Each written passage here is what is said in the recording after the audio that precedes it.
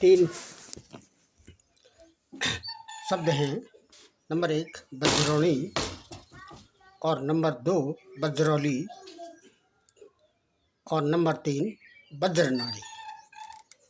ये तीन जो शब्द हैं इनका संबंध मूल बंध से संबंधित है।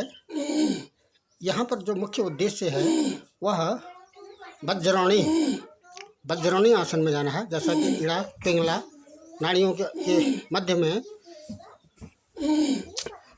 जो वज्र नाड़ी है उसका संबंध यूरिनरी सिस्टम और एनएस से है। अर्थात यूरिनरी सिस्टम और एनएस की मांसपेशियों का कॉन्ट्रैक्शन एंड रिलैक्सेशन यदि हम प्रारंभ करते हैं तो इससे पहले सबसे पहले एक स्टिक की सहायता से, ये पूर्व तैयारियां हैं, स्टिक की सहायता से बिना घुटने मोड़े हुए स्टिक को पाँव के उंगलियों तक पहुंचाना और कमर से ऊपर वाले हिस्से का ही इसमें अप डाउन किया जाना है। दूसरा, स्टिक की लंबाई के अनुसार दोनों हाथों से स्टिक को पकड़ते हुए शोल्डर से पीछे तक इस तरह से क्लॉकवाइज और एंटी क्लॉकवाइज इसमें घुमाया जाना है। ये दूसरा है।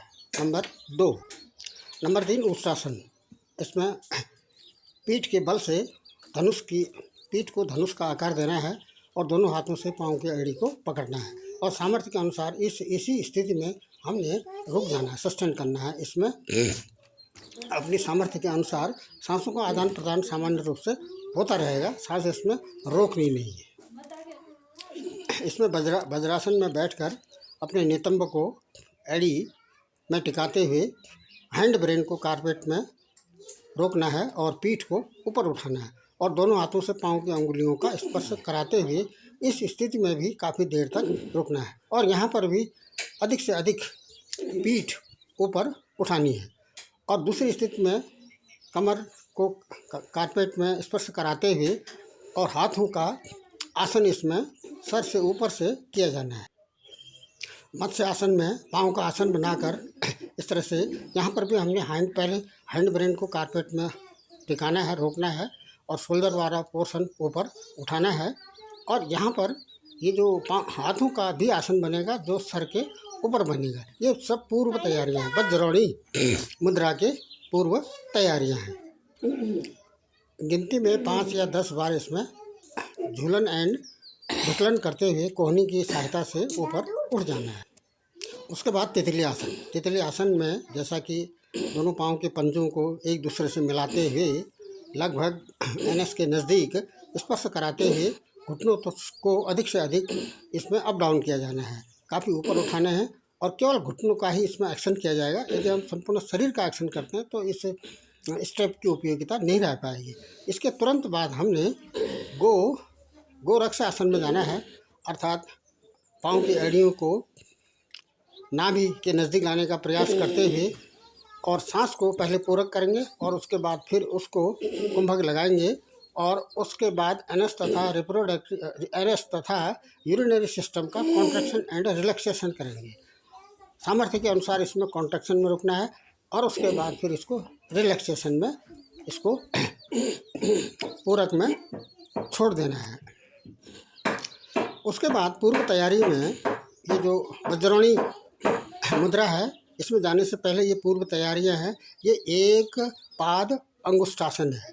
अर्थात संपूर्ण शरीर का जो वजन है एक पाँव की अंगुलियों पर रुकना है और दूसरे पाँव को पहले पाँव के घुटने से ऊपर लाते हुए सामर्थ्य के अनुसार इसमें रुकना है। यहाँ पर प्रारंभ में आंशिक रूप से हाथ की अंगुलियों का सहारा लिया जाएगा अपने बैलेंस के लिए। जब ठीक से बैलेंस हो जाता है तो फिर इसमें हाथ का सहारा छोड़ देते हैं। अब ये मूल बंध लगाया जा रहा है।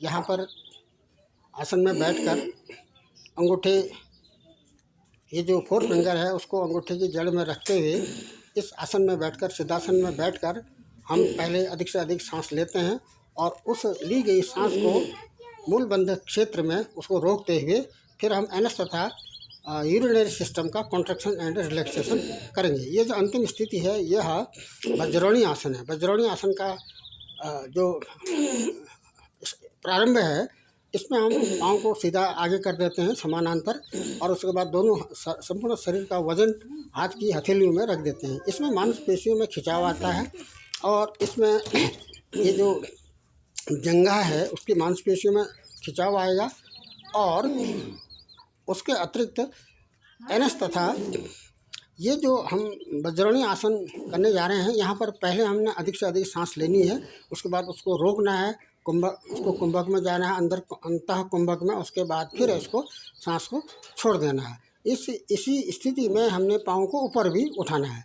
अंतिम स्थिति इसकी योगासन की आती है। ये सब हो जाने के बाद फिर हमने शीर्षासन के अनुसार को मन ही मन इसमें गिनना करते हैं, और उसी गिनती के आधार पर 10, 20 या 50, 60, 100 जितना भी सामर्थ्य के अनुसार बैलेंस हो सकता है। सर का टिकाव अंगुलियों में नहीं करना है।